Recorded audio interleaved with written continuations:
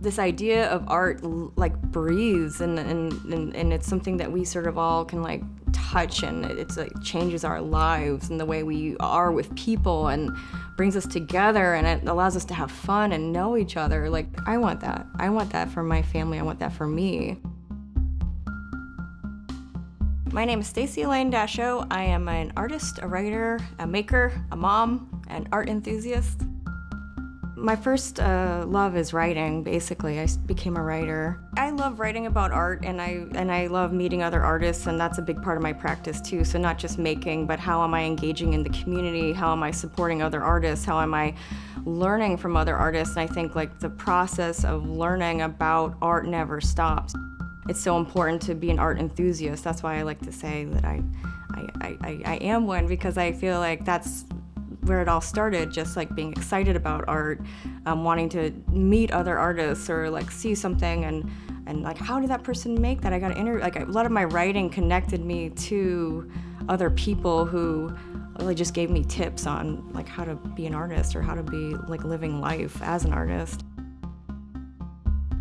We engage in art a lot of times through a museum or a gallery, and I think that's a really special place. It's like going to church or something. It's like a very sacred, spiritual, isolated space for art, and it's really important. So what I'm about to say does not negate the necessity of that, but I think like my big thing and my own practice is, how do I bring those pieces into the everyday life? Like, how does that, like, I guess if we're gonna go with like this sort of religious comparison, like you go to church and then you're like, okay, that was in that space, and then how do I take whatever is in that space into my daily life, into my daily practice? And I think as a writer and as an artist and art enthusiast, how do I take what's in the gallery or the museum and make it meaningful to me, and also to other people maybe? Like, so it's not this sort of like high art, low art like thing. It's sort of like this everyday like kind of sustenance that we need to sort of have a full life.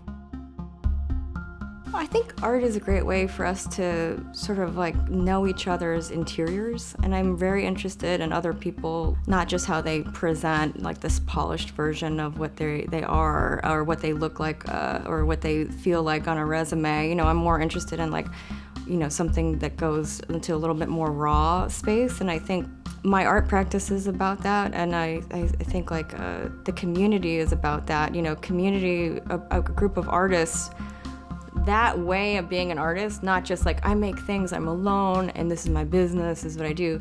Like, people will tell you to, oh, you gotta do this, you gotta do that, oh, dress like this, be like this, and if you want to be taken seriously. And I'm like, well, I think the work will stand for itself, and I just feel like being yourself is the most important thing in your practice, and it's making work and knowing that you can, and just showing up for it is like the best thing.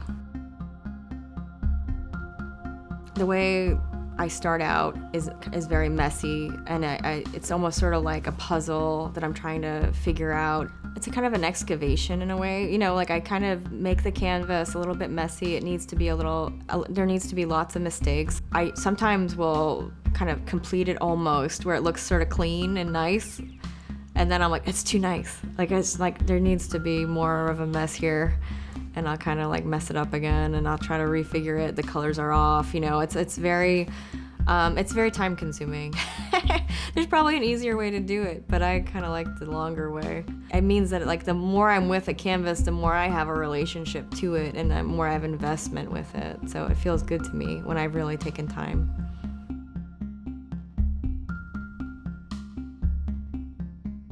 So when I do a commission, someone will give me something that's meaningful to them, like a piece of writing from their past, like a eulogy or like a date book that used to be their mom's or something like that, that just has like a lot of sustenance. And I will basically translate it into an abstract piece. And then it becomes sort of something else, you know. It's another form of care where I can sit with something that is meaningful to them. It doesn't just get buried under the bed or, you know, in a box somewhere. It's something that can be a time capsule for this time in their life. I guess the act of painting takes care of me. Just sitting with colors feels really nice. And the act of sitting with someone else's content feels like care for them. So in a way, we're taking care of each other.